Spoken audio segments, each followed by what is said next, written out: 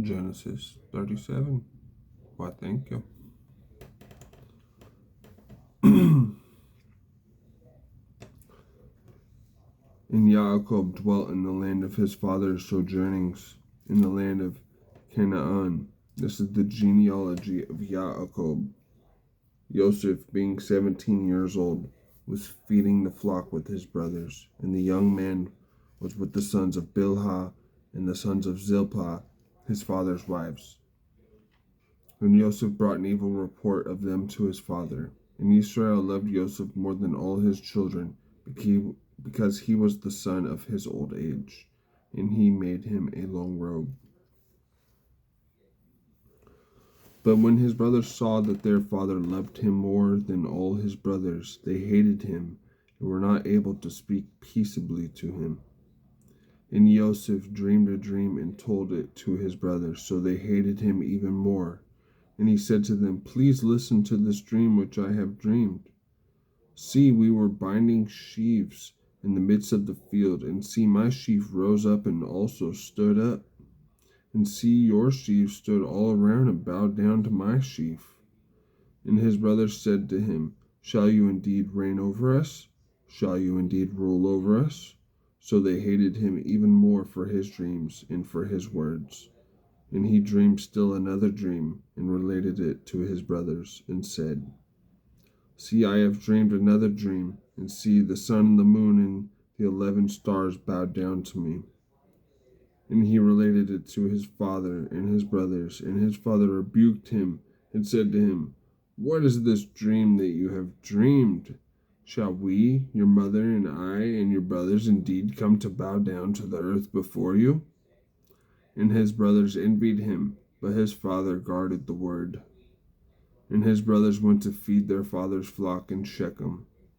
And Israel said to Joseph, "Are not your brothers feeding the flock in Shechem?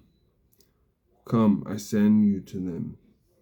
So he said to him, "Here I am." And he said to him, "Please go and see if it is well with your brothers and well with the sheep, and bring back word to me." So he sent him out of the valley of Hebron, and he went to Shechem. And a certain man found him, and see, he was wandering in the field. And the man asked him, saying, "What do you seek?" And he said, "I am seeking my brothers. Please inform me where they are feeding their sheep." And the man said, "They have left here, for I heard them say, 'Let us go towards Dothan.'" So Joseph went after his brothers and found them in Dothan.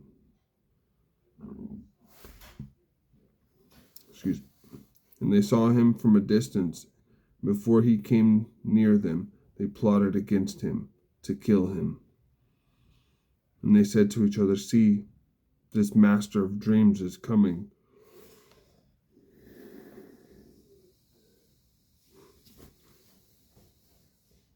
Now then, come and let us now kill him, and throw him into some pit, and shall say, 'Some wild beast has devoured him.' Let us then see what comes of his dreams."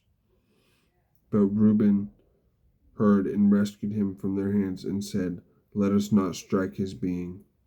And Reuben said to them, "Shed no blood. Throw him into this pit which is in the wilderness, and do not lay a hand on him, in order to rescue him out of their hands and bring him back to his father." So it came to be, when Joseph had come to his brother, that they stripped Joseph of his robe, the long robe which was on him, and they took him and threw him into a pit, and the pit was empty. There was no water in it. And they sat down to eat a meal, and they lifted their eyes and looked, and saw a company of Ishmaelites coming from Gilead with their camels, bearing spices and balm and myrrh, coming to take them down to Mitzrayim. And Yehudah said to his brothers, "What would we gain if we kill our brother and conceal his blood? Come and let us sell him to the Ishmaelites. Let not our hand be upon him, for he is our brother, our flesh." And his brothers listened. And Midianite traders passed by. So they pulled Joseph up and lifted him out of the pit and sold him to the Ishmaelites for 20 pieces of silver. And they took Joseph to Mitzrayim. And Reuben returned to the pit, and see, Joseph was not in the pit. And he tore his garments, and he returned to his brothers, and said, "The boy is gone, and where am I to go?"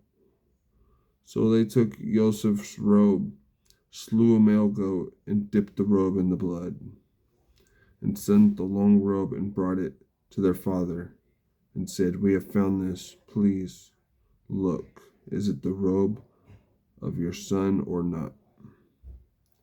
And he recognized it and said, "It is my son's robe. An evil beast has devoured him. Joseph is torn to pieces." And Jacob tore his garments and put sackcloth on his waist, and mourned for his son many days. And all his sons and all his daughters arose to comfort him. But he refused to be comforted, and he said, "Now let me go down into Sheol to my son in mourning." So his father wept for him. And the Midianites had sold him in Mitzrayim to Potiphar, an officer of Pharaoh and captain of the guard. That concludes Genesis 37. Well, thank you. Shalom.